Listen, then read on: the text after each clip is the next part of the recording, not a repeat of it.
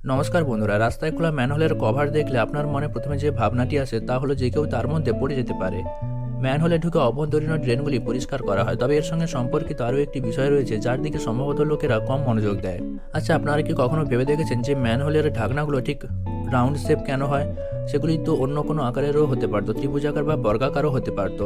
Life science website অনুসারে সহজ উত্তর হলো ঢাকনাগুলি গোলাকার, কারণ ম্যানহোলগুলি গোলাকার হয়। কিন্তু তখন এই প্রশ্নও ওঠে যে কেন শুধু ম্যানহোলগুলি গোল করা হয়। ক্যালিফোর্নিয়ার San Jose State University design বিভাগের সহযোগী অধ্যাপক জোস নেলসন বলেছেন, ম্যানহোল গোল করার জন্য ব্যবহারিক, কার্যকরী, প্রকৌশল এবং অর্থনৈতিক সিদ্ধান্তের মতো অনেক কারণ দায়ী। এগুলোর কারণে ম্যানহোলের আবরণ গোল হয়ে গিয়েছে।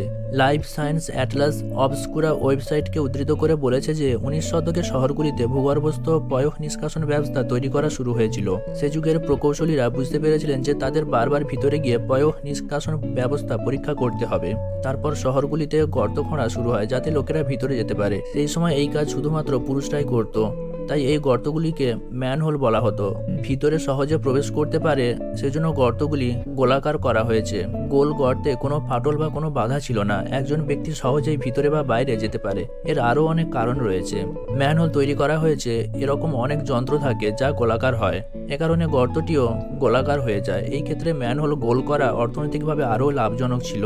এখন যা গোল তার ঢাকনাও গোল করা হবে। দ্বিতীয় এবং সবচেয়ে জনপ্রিয় উত্তরটি হলো, একটি গোলাকার ম্যানহোলের আবরণ ঘোরানো হলে তা গর্তের ভিতরে পড়বে না। তবে একটি বর্গাকার ম্যানহোলের আবরণ ঘোরানো হলে এটি একটি তির্যক পদ্ধতিতে নিজের গর্তের ভিতরে যেতে পারে।